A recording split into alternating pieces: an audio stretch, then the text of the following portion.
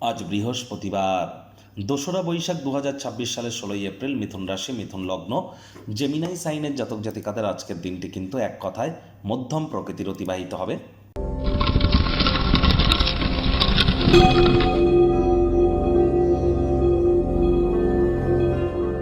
ভিডিওটির শুরুতেই স্ক্রিনে আপনারা দেখতে পাচ্ছেন গুরু প্রণাম মন্ত্র। অখণ্ডমণ্ডলাকারং ব্যাপ্তং ইয়েন চরাচরম তৎপদং দর্শিতং ইয়েন তস্मै শ্রী গুরবে নমঃ। গুরু ব্রহ্মা গুরু বিষ্ণু গুরুদেব মহেশ্বর গুরু সাক্ষাৎ পরম ব্রহ্ম তস্मै শ্রী গুরবে নমঃ। এটি আপনারা আজ অবশ্যই পারলে ১০৮ বার, না পারলে অন্ততপক্ষে ৩০ বার আপনারা জপ করুন, নিজের ভাগ্যকে যদি আপনারা মহিমান্বিত করতে চান।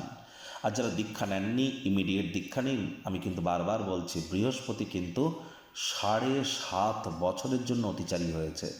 যে বৃহস্পতি বছরে একবার রাশি পরিবর্তন করে, সেই বৃহস্পতি এখন বছরে ৩-৪ বার রাশি পরিবর্তন করছে। ক্ষিপ্র গতিতে নিজের অরবিট বা কক্ষপথে কিন্তু পরিভ্রমণ করছেন।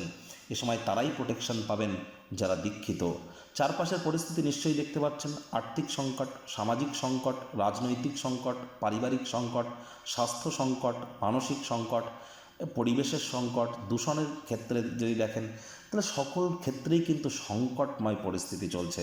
আমি নেগেটিভ কথা আপনাদের বলছি না, এর মধ্যে যদি পজিটিভিটিকে খুঁজতে চান, গুরু বিনা কিন্তু এ পরিস্থিতি থেকে বার হওয়া বা নিজেকে প্রোটেকশানে রাখা এক প্রকার অসম্ভব। তাহলে অবশ্যই যারা দীক্ষা নেননি, ইমিডিয়েট দীক্ষা গ্রহণ করবার চেষ্টা করুন।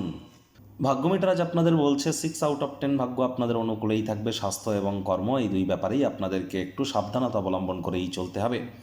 আজ দীর্ঘকালীন যাত্রা বা ভ্রমণ, লং ডিস্টেন্স জার্নি, দূরবর্তী যাত্রা ভ্রমণকে অ্যাভয়েড করুন। তা না হলে দুর্বলতা কিন্তু আরও বাড়তে পারে। কায়িক পরিশ্রমের কারণে শরীরে ক্লান্তিও আপনারা অনুভব করতেই পারেন। ওজন বুঝে ভোজন গ্রহণ করুন। আজ আপনারা যথেষ্ট পরিমাণে অর্থ উপার্জন করবেন, তবে খরচও বাড়বে, যার কারণে সঞ্চয়ে ঘাটতি পড়তে পারে। এজন্যই টাইম ম্যানেজমেন্ট, মানি ম্যানেজমেন্ট সম্পর্কে ইমিডিয়েট জ্ঞান বৃদ্ধি করবার চেষ্টা করুন। চাকরিজীবী যারা আছেন, অফিসে আপনার নিচে যারা কাজ করে, তারা প্রত্যাশা মাফিক কাজ করতে না পারার কারণে আপনারা বিচলিত হতে পারেন। মেজাজ হারালেই কিন্তু ক্ষতি। চেষ্টা করুন অবসরকালীন সময়ে নিজের জন্য একটু সময় বরকরার। এই সময়টিতে ভবিষ্যৎ পরিকল্পনাগুলির পুনর্মূল্যায়ন করুন। রাজনীতিবিদ যারা আছেন, জনসংযোগ বৃদ্ধি করুন। আজ হার্ডওয়ার্কের কিন্তু কোনো বিকল্প নেই। শিক্ষার্থী বিদ্যার্থীরা যে কোনো প্রকার পরীক্ষা প্রতিযোগিতায় সফলতা প্রাপ্তি করবেন। উচ্চশিক্ষার জন্য যারা বিদেশ যাত্রার কথা ভাবছিলেন, ভাগ্যদেবীও আজ আপনাদের পক্ষেই আছেন।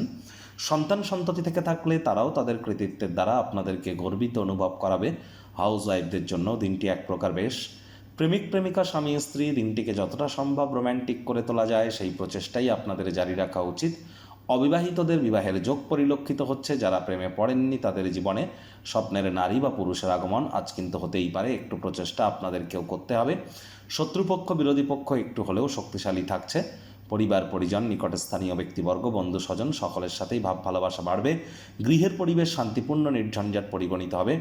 আজ অবশ্যই আপনি আপনার সন্তান সন্ততিদের জন্য বিশেষ কিছু পরিকল্পনা করার চেষ্টা করুন। সেই পরিকল্পনাগুলি যতটা বাস্তবসম্মত হয় সেটি আপনাদেরকে লাভান্বিত করবে। ভবিষ্যৎ প্রজন্ম এটি উপহার হিসাবে সারা জীবনের জন্য আপনাদের মনে রাখবে।